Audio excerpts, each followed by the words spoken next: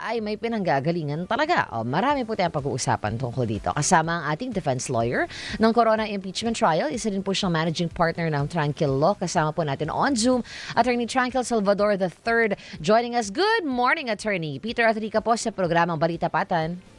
Good morning, Peter, Enrica, and good morning sa lahat ng nanonood sa inyo.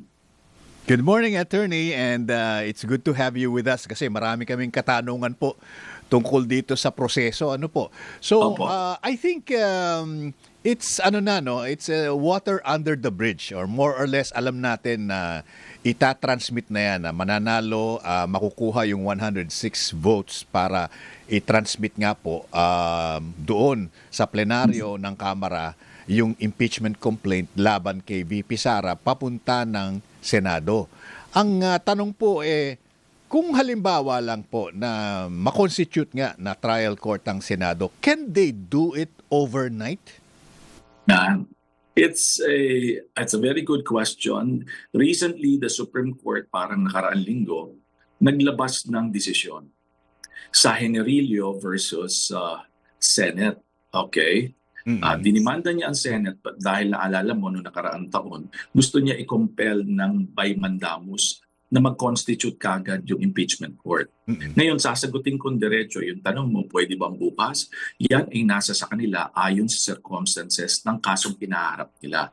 Dahil sa kasong yon ng Generillo, sinabi, hindi necessarily they respected yung branch ng gobyerno na ang legislatura at sila ang magsasabi kung kailan sila magsisimula. Hindi yan nangangahulugan bukas na o 3 months later, hindi po yon. Sila magsasabi ayon sa circumstances.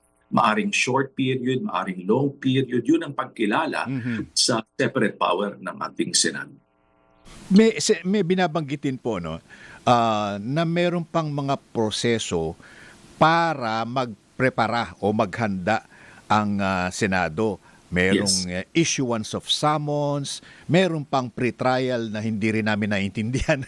Paki-explain nga po, Attorney, please. Liwanagin ko lang po ito. This is on the assumption na next week boboto ang plenaryo na House of Representatives at katulad nga na nasabi ni Peter na parang water down the bridge. Kasi nga, palagi ko kaya mo tinitingnan na ganyan yan, kasi yung lamang sa Committee on Justice, 52 na unanimous. Opo. Mga 50 na lang mahigit ang kailangan nila. And ayon sa mga, of course, meron yan dahil this is a political process. Also, malamang ay nalalaman ninyo kung ano yung mga posisyon ng mga kongresista. Diba? So, tinitingnan natin, maaring gano'n. Pinagbotohan nila, in fact, nag-prepare na sila ng articles of impeachment. Naalala niyo yun? Opo. Meron silang report and resolution, tapos ito na yung dadalhin sa plenaryo, binigyan na nila ng kopya lahat ng mga congressmen ng kopya para mabasa nila, para walang masabi na hindi nila sinunod ang due process, hindi nila ginalang ito. Para sa botohan, inaasahan natin na March 11, isa-isa silang magsasalita kung ano boto nila. Now, move forward, sabihin natin na nakuha yung at least 1/3 na yan. Sabi mo nga, ano pa yung mga hakbang? Ganito po yan. Ang susunod na maging hakbang yan ay ipadadala at tatanggapin ng Secretary General ng Senado. Pagtanggap po niyan, natural po ifa-forward yan sa Senate President. Ang kailangan po, they are not yet an impeachment court. So in which case, they will have to be constituted as an impeachment court ayon sa saligang batas. Anong gagawin dito? Sila po ay panunumpahin. Naalala po ninyo noon, iba ang kulay ng kanilang damit. Hindi ko alam kung nagpapasukat na sila ngayon o gagawin nila yan pag natanggap nila yung complaint. Baka naman sinasabi, pinipre-empt nila, di po ba? Yes. Susumpa po sila, yan, di ba? Nakabi sila, susumpa po sila. Tapos doon magiging na silang impeachment court. Now, liliwanagin natin, maganda yung binanggit mo. Unahin natin yung nakalagay sa rules of impeachment ng Senado. Kasi may nabanggit kang pre-trial. Okay. Alam niyo po, pagbabasahin niyo yung rules ng impeachment ng Senado, ay walang pre-trial. Pero noong nakaraang taon, sinabi ng Senate President na para sa orderly proceedings, hindi naman masamang magkaroon ng pre-trial. Ano po ba ang nangyayari sa pre-trial para maintindihan na po ng ating mga kababayan? Ano po yan? Umaapir ang mga parties, tapos hinahanda po nila yung kanilang mga dokumento. Lahat ng dokumento yung pipresentan nila sa trial para po mamarkahan na yon, hindi na po matatagalan pa doon sa habang pinipresenta ang testigo tsaka minamarkahan isa-isa. Mhm. Tapos po yung kabilang bahagi, kabilang panig ay pababayaan lang tingnan, is this a faithful reproduction of the original? Pagtuto, okay, this is a faithful reproduction of the original. So lahat po yan. Tapos po kung may mga admission, ano ba yung mga bagay na hindi na natin patutunayan pa? Admitted ba natin na nangyari itong incident ito? Admitted ba natin na kakilala mo si Madriaga? Admitted ba natin na gano'n? May mga gano'n sa pre-trial po. Tapos meron, yan ang proposed stipulation at kung ano pa yung na-admit na nila. Tapos po, ang pinaka-critical dyan, i-identify nila yung issues. Mhm. Ano ba yung mga issues na tatalakayin dito? Kasi po, di ba pag titingnan nyo yung social media, ang ating mga bali-balita, parang ano ba? So sa aking pananaw po, ang mga issues na harapin nila is yung una, yung use of confidential funds. Palagay ko, harapin nila yun. Sasabihin nila ito, material na issue. Inaasahan ko pa rin na sasabihin nila yung kay testimonya ni Madriaga, yung pagpapadala nyo ng pera sa mga public officers. Yan po yan. Palagay ko yan. Tapos po yung sinasabi nila, pag ang kongresista po magsasalita, sasabihin nila unexplained wealth. Okay? Ang ibig po sabihin yung sinasabi nila yung inflow at outflow dun sa so-called funds ng pangalawang Pangulo. Yan po yung sinasabi na dineklara ng AMLC, Anti-Money Laundering Council na representative. At yung panghuli po na issue na sa tingin kong harapin nila dyan, yung grave threats. Yung sinasabi lang grave threats sa Pangulo. So pag na-identify po yan, assuming gawin nila yan, pwedeng nila gawin yan. Depende kasi sa Senate President dahil wala specifically dun sa House rules nila. Sabihin ng Senate Press, ginawa nila yan, maglalabas sila po ng pre-trial order. So yun na po ang magiging parameter ng kanilang pag-uusapan. Bago ko po makalimutan, din sa pre-trial order na yun, identify nila kung sino mga testigo nila. Ang prosecution, ito. Kung makalima, Madriaga, ito, si Benaventura, sabihin nila lahat yan. Tapos sa depensa, sabihin rin nila kung mga testigo nila. Maganda ho yun, in a sense, para wala nang gulatan. Di ba? Alam na ako nagpipresenta. Pero hindi po nangyari yan kay doon kay Chief Justice Corona, hindi po nangyari yan. Okay. So ibig sabihin, kailangan talagang disclosure on both the defense. Opo. Kasi po, papaliwanag ko na ang direksyon na ho kasi ngayon ng judicial system, ang polisiya sa pag-attain ng justice, ilabas mo na ang iyong mga baraha. Ilabas mo na ang iyong ebidensya. Kung sa tingin mo naman matibay yan, wala kang dapat ikatakot. Doon na po yung direksyon kasi ngayon. Kahit sa mga courts, ganyan na yan. Ngayon po, ipagpatuloy ko lamang, may nasabi kayo na di ba, yung mag-i-issue po sila ng writ of summons. Yan, nabanggit ninyo. Pasasagutin muli ang pangalawang Pangulo. Pasasagutin po muli yun. So, may 10 araw siya para sumagot at yung plaintiff, yung nagdidemanda, prosecution, kung di ako nagkakamali, 5 araw para sila mag-reply. Matapos po doon, ay pagkatapos na yan, ay pwede na nilang simulan ang paglilitis. Tandaan po ninyo, kung naalala nyo noon, na ang paglilitis ay laging hapon, 2:00 ng hapon, di po ba? Yes. At 2:00 ng hapon po yan, kasi nakalagay sa rules po nila yan. Tapos po yan maaring araw-araw, ayon rin sa rules nila, except holidays. Ayan po yan. May mga iba magtatanong na at weekend, hindi po pwede. Ngayon magtatanong, yan na lang ba gagawin nila? Pag-impeachment na lang. Nasa sa kanila po yan, how they will schedule their, yan trabaho nila. Pwede naman sila magtrabaho sa umaga. Tapos mag-impeachment sila sa hapon. Ginagawa rin ho yun. So, yan pong aspeto na yan, magpipresenta. Tapos po, ang pinaka-critical po riyan sa aking pananaw, yung Senate President po kasi magpipreside. Siya po magpipreside. So kung may mga objection, siya ang mag-rule nun. Medyo siya mag-rule nun. Kasi po, siya ang huwes siya ang presiding officer Although lahat sila judges, di po ba? Pero pag may mga issues na sa tingin niya kailangan pagbotohan, ilalatag niya sa floor. Objection na ganito. Pagbotohan natin. Tapos siyempre, pag may mga panig yung mga senador, ibibigyan sila ng mga 2 minuto para magsalita. Sabi ng 2 minutes. Sinasabi nila, bigyan nyo sila ng chance. Ganun. Tsaka sila magbobotohan. May mga instances rin po yan, na mga contentious yung mga motion. nabibigyan na mas mahabang panahon ng mga parties. Depende how contentious, kung di ako nagkakamali ayon sa rules nila, pwedeng maximum na 1 oras habang magsagutan yung dalawang panig. So yan po ang mga inaasahan po natin katulad ng sinasabi po ninyo. Opo. Katulad po ng sinabi niyo, Attorney Tranquil, para may paglilinaw lang din po, no? Opo. Do they have to be convened as an impeachment court bago nila pag-usapan yung issue na ni-raise ni Senator Robin Padilla na bilang miyembro ng oposisyon, ang oposisyon daw po ay may obligasyong kumontra sa mga bagay-bagay, particular rin dahil opposition sila, kukontrahin nila ang pag-convene ng Senate as an impeachment court. Opo. Ano yan ito pong aking sagot ay magiging isang opinion dahil po wala yan sa saligang batas specifically. Kasi po nakalagay sa saligang batas na pag na-forward na yung articles of impeachment, sila po ay within the time na reasonable time na nadidetermine ng Senado ay magko-constitute na po sila bilang impeachment court. Now, i-paint natin yung scenario yung sinasabi ninyo. Ayaw namin, sabi ng minorya. Ako po inaasahan ko yan kung ganyan ang kanilang magiging posisyon, hindi nila hayaang mag-constitute ang impeachment court. Ibig sabihin, makikipag-debate sila sa floor para hindi ma-constitute yun. Kasi pag inalaw nila na ma-constitute yun, tuloy-tuloy na yun. Tuloy-tuloy na ho yun.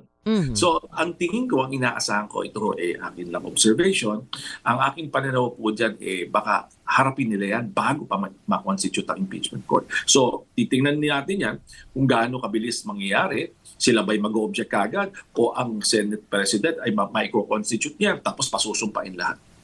Kasi maaaring pwede pa rin nilang pag-usapan as an impeachment court. Kung itutuloy, kaya lang mangyayari ho niyan. Naalala nyo, parang nangyari na rin last year yan. Yes. So sabihin lang, hindi natin dapat pag-usapan yan ngayon. Hindi pa naman tayo court. Kung meron tayong jurisdiction o wala, o itutuloy natin o wala. Ganun po kasi. Ang hukuman kasi, parang niya masabi na siya ay may kakayahan na hawakan ng isang kaso, kailangan isa siyang hukuman. Di po ba?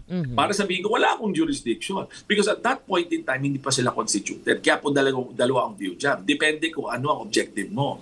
Kung yung objective ng iba na hindi na ma-constitute, yung minorya, ngayon pala, babakbakan na nila yan. Pag naman yung iba, syempre gusto ko ma-constitute yan. Dahil alam nila, pag nag-usap-usap lang yan, pag nagbotohan, tuloy-tuloy na. Ganun o yun. Basta na-constitute yan. Pag nagbotohan, tuloy na yan. Hindi na maatrasan yan. Ganun po yun. At dagdag po natin para sa kalaman ng mga kababayan natin, paano ko naisipan niya na di na ako aatin ang Vice Presidente? Hindi na rin aatin ang aking mga abogado. Nakalagay rin po sa rules nila yun. Itutuloy nila yan. Pwede nila ituloy yan. Itutuloy nila yan. Okay. Ilan po ang dapat na bumoto ng In favor of not constituting an impeachment court para mapahinto ngayon? Ano po yun? Is it simple majority? Yes. Iyan na nga sinasabi ko. Kung gano'n, hindi po kasi yan sakop. Kung bago ma-constitute yun, hindi naman yan ukol doon sa liability ng isang impeachable officer. Kung ano ho yung requirement nila to pass on something, on a motion. O di ba? Kung ano yung requirement nila, o requirement nila ay majority, magagawa nila yon. Kaya lang, siyempre, magre-react ang tao. So sabihin ng tao, itinulak na yan sa inyo constitutional duty yan. Ako, mag-aaway na naman yan. Dribble na naman yan. That's your constitutional duty. You will have to convene. Kaya nga ito, it is some sort of an issue of first impression pag ginawa nila yan. Kasi po, kung makikita ninyo, kahit nung kay Presidente Erap, natuloy. Di po ba? Yung kay Chief Justice Corona, natuloy. Basta na-forward na yung articles of impeachment, it is the constitutional duty of the Senate to proceed. Yun ang nangyayari. Nakita nyo, yung mga lahat ng umabot sa trial, ang nabuo lang naman yung kay Chief Justice Corona, pero yung kay dating President Erap ay umabot sa trial pero hindi po nabuo. Di po ba? Ito kay Chief Justice Corona nabuo. Ito po hindi natin alam kung ano namang mangyayari, kung ito ba ay magre-raise ng mga issues, ng mga questions, nag-iiba po. Dahil po ito ay legislative process, ang impeachment, yung paglilinaw po dito sa gray area kung gaano kadami ang boboto or not, if itutuloy nila into an impeachment court, sino po ang dapat mag-decide dito? Them po ba as a legislative body with the Senate President sitting, or can they raise this to the Supreme Court para bigyan ng paglilinaw ang spirit of the law? Ganito po yan. Sabi ko nga kanina, yung mga gustong hindi tumuloy, doon pa lang, hindi pa lang ma-constitute, marami na yan. Magre-raise na sila ng issues. At kung pwede sabihin, pagbotohan, wag na natin constitute. But again, that goes back to their constitutional duty, nakalagay sa haligang batas. Pag naman na-constitute na yon, which is the ideal situation, nakasumpa na sila, doon na nila pagbobotohan yon. Majority, pagbotohan nila. Pero po itong tanong nyo is very important. Yan ba ay maaring erase nila sa ating Korte Suprema? Bigyan ko muna ako maintindihan kasi sabihin na puro naman Korte Suprema. Di ba? Ginasabi ng iba, puro naman ganito eh. Liwanagin ko lang po. Ang power ng Supreme Court ayon sa saligang batas, Rule 8, Section 1, is that if there is an action filed against any agency of the government for actual controversy, no, if there is grave abuse of discretion amounting to lack or excess of jurisdiction. Now, i-zero in natin yung tinatanong ninyo. Sabi ninyo, ayaw nila. Can that be a question? That could be a grave abuse of discretion. Let us say, let's paint the scenario. Nakuha nila yung boto. Hindi kami magko-constitute. Di ba? Hindi ko kami magko-constitute. Can that be questioned? Sa pananaw ko po ay po. Kung talagang hindi nila gagawin. Ang tanong kasi dyan, they're not constituted the impeachment court. Is that grave abuse of discretion? Yan, issue. O dapat ba tumalima sila o sundin lang nila ang saligan? So yan po mga usapin po niya. Ayan. Okay, let's talk about the legalities dahil nung mga nakaraang impeachment trial I remember na si Senate President Juan Ponce Enrile, syempre ang tumatayong parang Chief Justice, di po ba? In this Tumatayo pong presiding justice po. Opo. Presiding judge ng proseso. Tama po. Opo. In this particular case, ang Senate President po, si Tito Soto, is not a lawyer. Opo. At tapos, yung deputy is also not a lawyer. So Opo. ano po ang magiging epekto noon kung meron man? May challenge po sa kanila yan kasi ang pananaw ko, syempre natural, ang Senate President kukuha yan ng team niya. Yung team niya na mag-guide sa kanya na ganito yan, pag objection, siguro bago magsimula yan, i-brief yan ng legal team niya. So sabihin niya, ganito yan, pag nagpresenta ng ganito, kung pwede mong ma-determine mo naman na objectionable, kunyari relevancy, pwede mo nang i-resolve. Ngayon, kunyari medyo maselan. Kasi ako ganun gagawin ko sasabihin ko sa kanya. Sasabihin ko, kunyari nakita niya maselan, dalhin mo sa floor. Bayaan mo mag-object yung baba, tapos pag-uusapan nila, pagbobotohan nila. Kaya lang nga ang downside nun, medyo babagal sila. Yeah. Yun lang ang downside. Babagal sila kasi kung bawat issue ng objection, pag-uusapan nila, ilalatag mo sa baba. But for him, that is the safer ground. Kasi kung hindi, sasabihin tayo, ba't ka rule ng rule? Bakit ka ganun, di ba? Yan ang tao Opo. the safer route for him is to do that. Kaya lang, the downside of that would be, ang downside nun, baka bumagal. Opo. Kasi ayon sa rules nila, sa pag nag-comment ang bawat senador, 2 minuto Opo. Sabihin, I will comment. Yeah. One last po, attorney. Opo. Dito papasok yung sinasabi nila na impeachment manager. Parang ngayon ko lang kasi narinig ito Opo. Ano po yan? Hindi yung prosecution manager ng House of Representatives po yun. Haha. Meron lang manager. Okay. Hindi po yung manager in a sense na naiisip natin. Yan po yung yan po yung nagmamanage ng sino magpipresenta na una, hindi lamang po yung legal, hindi lang yung procedural, pati po yung yung mga administrative requirements nila. O pagpaproduce ng paper, pagpa-filing, ano ba yung mga kakainin ninyo, alam mo yun, lahat yun. Okay. Prosecution manager yan. Ayun. So, meron po sila. ang Senado meron din nito kasi parang ang tinitingnan nila ngayon si Senator Kiko Pangilinan. Baka nga gagawin. Kaya gusto nila yon. Unique po yon kasi nga baka kaya gusto nila doon si Senator Kiko kasi abogado siya. Opo. And siya yung magiging impeachment manager. O baka gawin nila parang ganitong sistema. Ito pa lang thought ko, Baka sabihin na para mas mabilis. Kung impeachment manager siya, ang gagawin nila, ang presiding officer, mandate ng Constitution, si Senate President Kiko. Hindi si Senate President Tito pala. Sasabihin niya, kung may impeachment manager, pwede silang mag-usap. Okay, I will rule.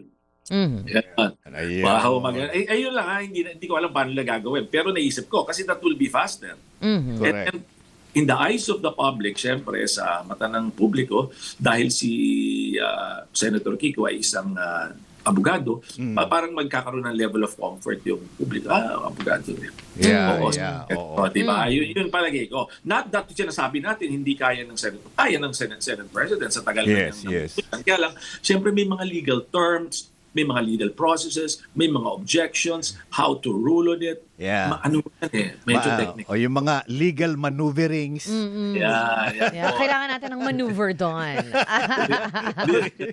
Ay, Nako, manager. maraming salamat po sa crash course dito sa impeachment. sige po. We Good appreciate morning, your time, Peter sir. Lee. Good morning po. Thank you, Attorney Ayan, Tranquil. galing. Ayan. Si Attorney Tranquil. Oo, Salvador the Yeah, very tranquil. Yeah. Kaya nga, kalmado-kalmado. Attorney diba? Tranquil Salvador III, defense lawyer po during the Corona impeachment trial at managing partner ng Tranquil Law. Ayan, 9:43 na nagmamadali.